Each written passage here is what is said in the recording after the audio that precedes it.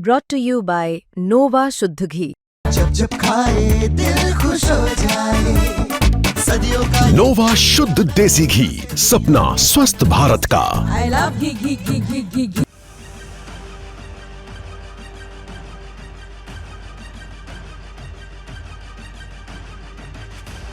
दुनिया में आज एक चीज बिल्कुल साफ दिखाई देती है, भारत का प्रभाव लगातार बढ़ता हुआ।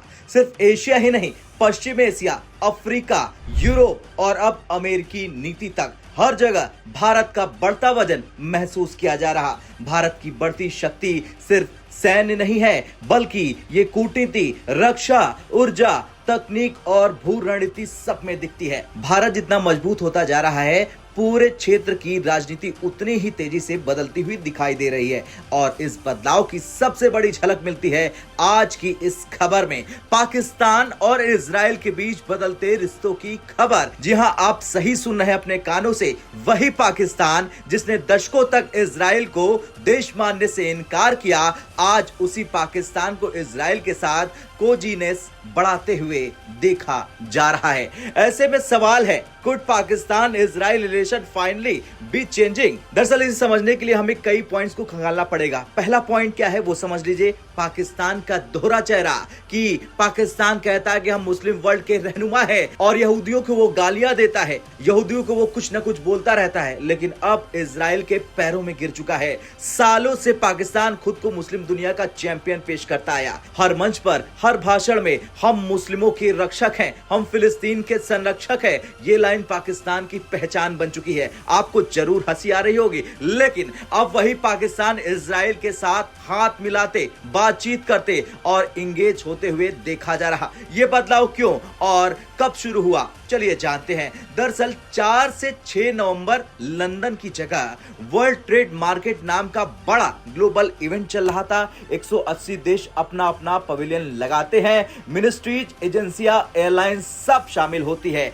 यही एक वीडियो वायरल होता है। वीडियो में दिखा कि इजराइल के मिनिस्ट्री ऑफ टूरिज्म का आधिकारिक डेलीगेशन, पाकिस्तान के टूरिज्म एडवाइजर सरदार यासिर इलियास खान दोनों मिलते हैं, हाथ भी मिला लेते हैं, मुस्कुराते भी हैं और बातचीत भी करते हैं। यानी कुछ भी छुपा हुआ नहीं, सब कैमरे पर, सबके सामने। और फिर शुरू हुआ नया तूफान। पाकिस्तान की जनता भड़क गई कि आखिर ये तमाशा क्यों कर रहे हो। जैसे ये वीडियो सामने आया, पाकिस्तान की जनता ने इसे धोखा, दोगलापन और पाखंड कह दिया। लोगों ने सवाल किए कि जब तुम कहते हो कि इजराइल मुस्लिमों को मार रहा है, तो तुम उनसे कैसे मिल सकते हो? जब पाकिस्तान ने मुस्लिम दुनिया का रहनुमा बनने का दावा किया, तो ऐसे मुलाकात कैसे हो सकती है? जब पाकिस्तान अपनी जनता को इजराइल जाने से रोकती है, तो उसके नेता वहां से मिल बैठ कैसे सकते हैं? पाकिस्तान की राजनीति में मानो हड़कंप मच गया। पाकिस्तान की सरकार ने बचाव में कहा, हमें तो पता ही नहीं था।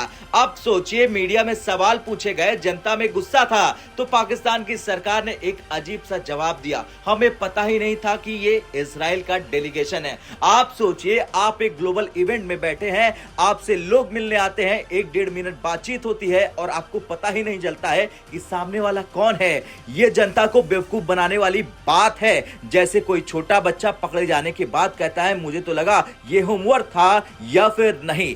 कुछ समय पहले भारत में और पाकिस्तान में एक खबर वायरल हुई थी कि पाकिस्तान के कुछ पत्रकार और एजुकेटर्स इजराइल में एक कार्यक्रम में शामिल हुए। मजेदार बात यह है कि पाकिस्तान की जनता इजराइल नहीं जा सकती है, लेकिन पाकिस्तान के पत्रकार और नेता जा सकते हैं। इससे पाकिस्तान की इस्लामिक पहचान वाली पॉलिटिक्स पर गहरे सवाल खड़े हुए। अब आते हैं सबसे बड़े ट्विस्ट पर। गाजा के पीस एंगेजमेंट के बाद एक इंटरनेशनल स्टेबलाइजेशन फोर्स बन रही है। इसका काम गाजा में शांति सुनिश्चित करना है, ह्यूमैनिटेरियन एड की सुरक्षा, सिविलियन इंफ्रास्ट्रक्चर को बचाना और सबसे महत्वपूर्ण और हमास को डिमिलिटराइज करना। अब खबर आई कि पाकिस्तान इस फोर्स में हिस्सा लेने के लिए तैयार हो गया। मतलब अगर पाकिस्तान शामिल होता है तो पाकिस्तान के सैनिक हमास के खिलाफ खड़े हो जाएंगे।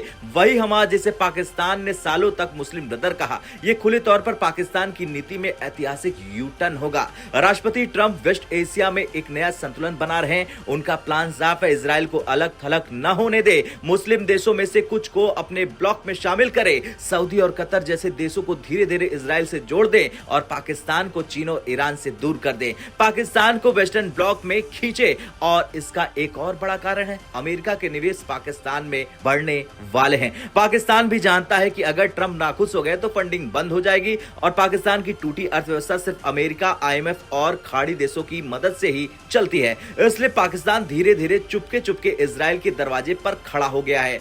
अब सवाल बड़ा है, ईरान अभी भी कड़ा स्टैंड ले रहा है, सऊदी अरब अब्राहम अकॉर्ड्स के करीब आ चुका है, UAE बहरीन पहले इजराइल से जुड़ चुके हैं, कतर भी दबाव में आ सकता है। अब अगर पाकिस्तान भी कदम आगे बढ़ाता है तो इसका मतलब साफ है कि पाकिस्तान अब मुस्लिम दुनिया का नेता नहीं बल्कि पश्चिम एशिया की नई राजनीति का मोहरा बन रहा है। भारत के लिए यह बदलाव रणनीतिक रूप से फायदेमंद है क्योंकि पाकिस्तान का मुस्लिम वर्ल्ड कार्ड खत्म हो जाएगा, OIC में पाकिस्तान की पकड़ ढीली हो जाएगी, वेस्ट एशिया में भारत की डिप्लोमेसी और मजबूत हो जाएगी और पाकिस्तान का नैरेटिव पूरी तरह से ढह जाएगा। खैर ये सवाल तो होगा कि क्या पाकिस्तान इजराइल स्थिति सच में बदल रहे हैं? जवाब है हाँ, लेकिन धीरे धीरे। पाकिस्तान खुलकर कदम उठाने में भी अभी डर रहा है, लेकिन पर्दे के पीछे एंगेजमेंट लगातार बढ़ा रहा है। और अगर ट्रंप का दबाव जारी रहा इसी तरह पाकिस्तान पे तो पाकिस्तान और भी झुकता जाएगा। और अगर ऐसे ही ट्रंप का दबाव जारी रहा तो पाकिस्तान की आर्थिक हालत और खराब हो जाएगी। तो वो दिन दूर नहीं जब पाकिस्तान इजराइल को औपचारिक रूप से मान्यता दे सकता है। ये दक्षिण एशिया की भू राजनीतिक समीकरण को पूरी तरह से बदल देगा।